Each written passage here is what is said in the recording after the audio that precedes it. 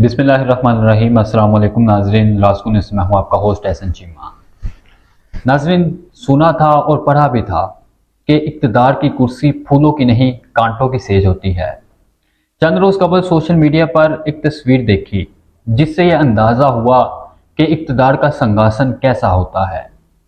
اس تصویر میں ایک ایسی کرسی دیکھی جس میں بڑے بڑے کیل پیوست تھے۔ اس کرسی پر بیٹھنے کا مطلب اپنے آپ کو غائل کرنے کے سوا کچھ نہیں ہو سکتا۔ ناظرین، جب سے میں نے یہ تصویر دیکھی تب سے میں سوچ رہا ہوں کہ جب کرسی اقتدار پھولوں کا نہیں کانٹوں کی سیج ہے تو پھر ہر کوئی اس پر بیٹھنا اور اس کے مزے کیوں لینا چاہتا ہے۔ ملک عزیز کی بات کی جائے تو مسائل معمول سے بڑھ کر گمبھیر محسوس ہوتے ہیں، پھر بھی یہاں بہت سے لوگ اقتدار کے متمنی نظر آتے ہیں۔ تھیلس مینسٹ گیبرا نے کہا تھا، "no throne in the world can substitute a beach chair", یعنی دنیا کا کوئی تخت و تاج ساحل پر بچھی کرسی کا نعم البدل نہیں ہو سکتا۔ لیکن ہمارے سیاستدان، قائدین اور رہنما غالباً اس کے الٹ ہی سوچتے ہیں۔ وہ روح کو سکون دینے والی ہر چیز پر اقتدار کو فوقیت دیتے ہیں۔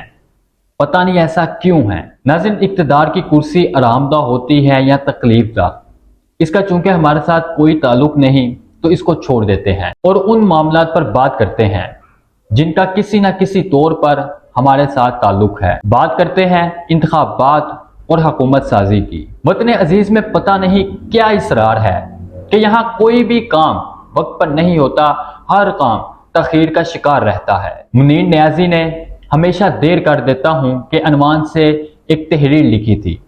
مجھے تو لگتا ہے کہ وہ ہمارے سیاسی اور حکومتی نظام کے حسب حال ہے۔ پہلے پاکستان میں انتخابات نہیں ہو رہے تھے، عوام ہاتھ اٹھا اٹھا کر دعائیں کر رہی تھی کہ انتخابات ہو جائیں۔ انتخابات ہوئے تو اب جولیاں اٹھا اٹھا کر یہ دعا کر رہے ہیں کہ حکومت سازی ہو جائے۔ ان کی یہ دعا بھی قبول ہو گئی ہے۔ انتخابات کے 2 ہفتوں بعد حکومت سازی کا سلسلہ شروع ہو گیا ہے۔ آغاز پنجاب سے ہوا ہے، جہاں جمعے کے روز منتخب صوبائی اسمبلی کے ممبران نے حلف اٹھایا اور گزشتہ روز اسپیکر اور ڈپٹی اسپیکر کا انتخاب عمل میں آیا، جبکہ سندھ اسمبلی میں 9 منتخب اراکین نے حلف اٹھایا۔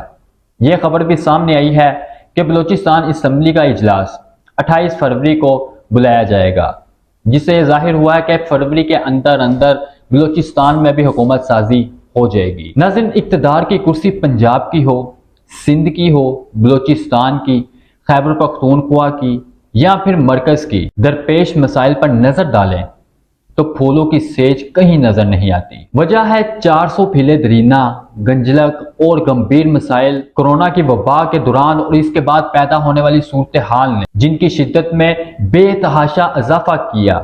ان میں پہلا نمبر مہنگائی کا آتا ہے، جس کا اندازہ یوں بھی لگایا جا سکتا ہے کہ آج سے تقریباً 3 سے 4 سال پہلے جب آٹا 40 سے 50 روپے فی کلو تھا اور روٹی 8 سے 10 روپے میں مل جایا کرتی تھی، اب ان اشیاء کی قیمتیں کئی گنا بڑھ چکی ہیں۔ اب ایک بندہ جو روزانہ 1000 یا 1500 روپے کی دہاڑی لگاتا ہے اور 170 روپے فی کلو کے حساب سے کتنا آٹا روزانہ خریدے کہ اس کے 6-7 افراد پر مشتمل کنبے کو 3 نہیں 2 وقت کی روٹی نصیب ہو سکے۔ دالیں اور گوشت پروٹین کا ایک اہم ذریعہ ہے، لیکن صورتحال ایسی ہے کہ دالیں اور گوشت ہی نہیں، سبزیاں تک عوام کی پہنچ سے دور ہو چکی ہیں۔ کوئی ایک سبزی ایسی نہیں جو 100 روپے سے کم ملتی ہو۔ لہٰذا مہنگائی کو کم کرنا نئی حکومت کے لیے سب سے بڑا چیلنج ہوگا۔ دوسرا مسئلہ بڑھتی ہوئی بے روزگاری ہے، جس نے لوگوں کی پہلے سے محدود قوت خرید کو مزید محدود کر دیا ہے اور وہ مالی طور پر اس حد تک مجبور ہو چکے ہیں کہ انہیں اپنی ایک ضرورت پوری کرنے کے لیے کسی دوسری ضرورت کا گلا گھونٹنا پڑتا ہے۔ اس طرح روزگار کے وسائل پیدا کرنا نئی حکومت کے لیے ایک بہت بڑا چیلنج ہوگا۔ ناظرین، تیسرا اور سب سے اہم مسئلہ توانائی کے ذرائع کی بڑھتی ہوئی لوڈ شیڈنگ اور لوڈ مینجمنٹ ہے۔ گیس سردیوں میں نہیں ملتی اور گرمیوں میں بھی اس کا کوٹا سسٹم چلتا ہے۔ بجلی گرمیوں میں نہیں ملتی اور سردیوں میں بھی اس کی لوڈ شیڈنگ رہتی ہے، جس کی وجہ سے گھریلو زندگی ہی متاثر نہیں ہوتی بلکہ اس کا صنعت اور زراعت پر بھی گہرا اثر محسوس کیا جاتا ہے۔ کئی صنعتیں بند ہو چکی ہیں اور زرعی شعبے کی پیداوار کا اندازہ اس بات سے لگایا جا سکتا ہے کہ ہمیں اپنی ضرورت کی بہت سی کھانے پینے کی چیزیں دوسرے ممالک سے درآمد کرنا پڑتی ہیں۔ توانائی کی ضروریات کیسے پورا کرنی ہے، یہ نئی حکومت کے لیے ایک بڑا چیلنج ہوگا۔ بیشتر سرکاری محکموں میں رشوت اور کرپشن کی روش بھی لوگوں کو پریشان کیے ہوئے ہے۔ حالات اس حد تک خراب ہو چکے ہیں کہ لوگوں کو اپنے جائز کام کرانے کے لیے بھی متعلقہ محکمہ کے لوگوں کی مٹھیاں گرم کرنی پڑتی ہیں۔ اس رشوت خوری پر کیسے قابو پانا ہے، یہ بھی ایک بڑا چیلنج ہے۔ پولیس کو ٹھیک کرنے کی کوشش کئی حکمرانوں نے کی، اس کے لیے کئی ایک اقدامات بھی کیے گئے، عمدہ اور وافر مراعات کے پیکیجز بنائے گئے، لیکن پھر بھی پتہ نہیں کیا وجہ ہے کہ یہ محکمہ ابھی تک عوام دوست نہیں بن سکا۔ کیا نامزد وزیر اعلیٰ پنجاب مریم نواز صاحبہ اپنے صوبے میں پولیس کا قبلہ درست کرنے میں کامیاب ہو سکیں گی؟ بیوروکریسی کے معاملات بھی سب کے سامنے ہیں، اور صوبے میں اسٹریٹ کرائم میں تیزی سے اضافہ بھی وزیر اعلیٰ پنجاب کے لیے ایک بڑا چیلنج ہوگا۔ میری دعا ہے کہ وہ ان مسائل پر قابو پانے، مسائل کو حل کرنے اور چیلنجز کا سامنا کرنے میں کامیاب ہوں، لیکن میرے خیال میں اس سب سے نمٹنے کے لیے انہیں ایک بہترین حکمت عملی اپنانا ہوگی، ایک قابل کابینہ مرتب کرنا پڑے گی، اور بیوروکریسی میں سے اچھی شہرت والے افسروں کو سامنے لانا ہوگا، کیونکہ اچھی بیوروکریسی کا مطلب اچھی گورننس ہوتا ہے۔ ناظرین، بات یہی ختم نہیں ہوتی۔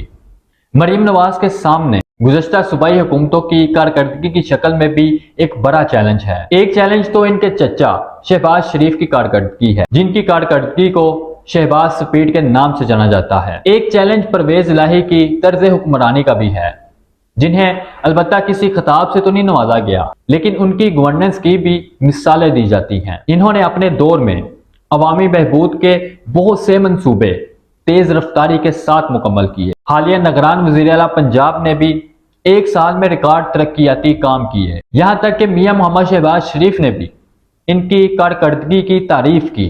ناظرین، سوال یہ ہے کہ کیا مریم نواز ان حکمرانوں سے بڑھ کر کارکردگی دکھا سکیں گی؟ شنید ہے کہ پنجاب کی بیوروکریسی نے نامزد وزیر اعلیٰ مریم نواز کے ساتھ جو ابتدائی ملاقاتیں کی، ان میں بیوروکریسی کی جانب سے انہیں بتایا گیا کہ ان کے لیے ملٹی بلین روپے کی متعدد ترقیاتی اسکیمیں پہلے سے تیار ہیں اور ان کے پاس موجود ہیں۔ چنانچہ توقع ہے کہ وہ وزیر اعلیٰ بننے کے فوراً بعد میگا ڈیولپمنٹ پروجیکٹ کا اعلان کریں گی۔ ناظرین، یہ سب باتیں اور سب معاملات ایک جگہ، نئی وزیر اعلیٰ کی کارکردگی کا سب سے بڑا پیمانہ عوام کی توقعات پورا کرنا ہوگا۔ ایسے ہی تو اقتدار کی کرسی کو کانٹوں کی سیج نہیں کہا جاتا، یہاں ہر قدم پھونک پھونک کر اٹھانا پڑتا ہے۔ اللہ ہم سب کا حامی ناصر ہو۔ دوبارہ ملاقات ہوگی نئی ویڈیو کے ساتھ، تب تک کے لیے اللہ حافظ۔ پاکستان زندہ باد۔